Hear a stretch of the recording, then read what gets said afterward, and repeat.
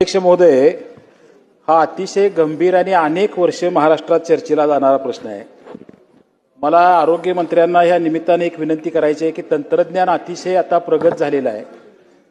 हे गर्भलिंग जे निदान केलं जातं ते सोनोग्राफी मशीनच्या माध्यमातून केलं जातं आणि तुमच्या प्रत्येक रेडिओलॉजिस्टला 3 सोनोग्राफी मशीन वापरायची परवानगी तुम्ही दिलेली आहे, त्याची नोंद आपल्याकडे आहे.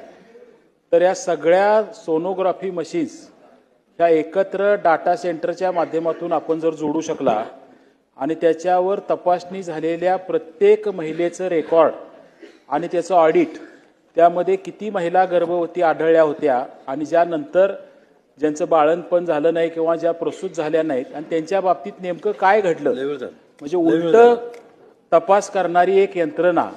कारण अनेक वर्षे ह्याच्यात मार्ग निघत नाही. तुम्ही खबऱ्या नेमा अमकं नेमा ह्याच्यापेक्षा सुद्धा तंत्रज्ञानाचा वापर करून ह्याच्यावर कठोर उपाययोजना करण्याचा आपण प्रयत्न करू शकाल का? मंत्री महोदय. अध्यक्ष महोदय, सन्माननीय सदस्य विनय कोरे साहेबांनी सांगितलेली सूचना स्वागतार्ह आहे.